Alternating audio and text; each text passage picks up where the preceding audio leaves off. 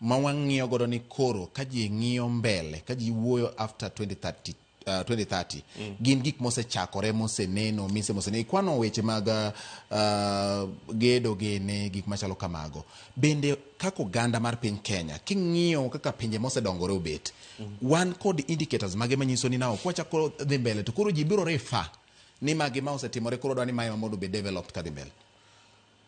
Ing'eyo ni kidwaro development, yes, tidwa timo vision, nyaka ing'i pinje moko mabose timo vision.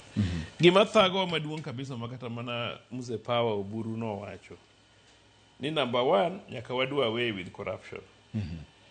Jowa gin too corrupt. Jo Kenya nigi jachien moro miluongo ni corruption ni thago ja Kenya kabisa. To ka un corrupt, to kunyal dongre mapiyo. Wahinongo ka gorofa mone dugero, pesa mone dugero gorofa 20, igero gorofa 5. Koro kunya dongore. Pesa mone dugero kata mana bridge 10, ugero go bridge adi achiel. Ka koro watimo expressway ni, kitimo audit, to inyalo nongo ni seche moko distance mokawo no, kane watime atima normally to maybe ne do kawo kata mana kilometers moko kendo kata mana 30.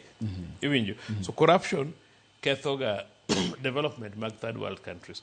Koro kwang'eyo other countries kaka mwacho Singapore, South Korea go, corruption onge. Or it is completely minimal. Gibiluongo ni grand corruption.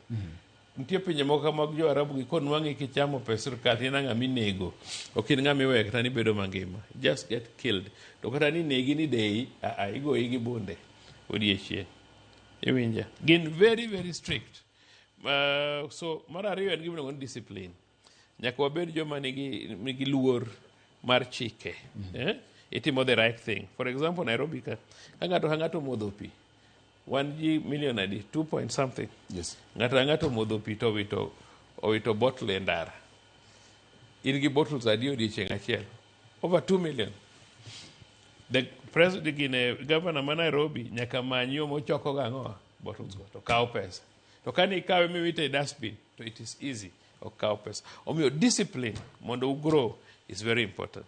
So issue ma corruption nyaka dhiyo, issue ma discipline nyaka jibed kodo. To mogik en gimiluongo ni hard work.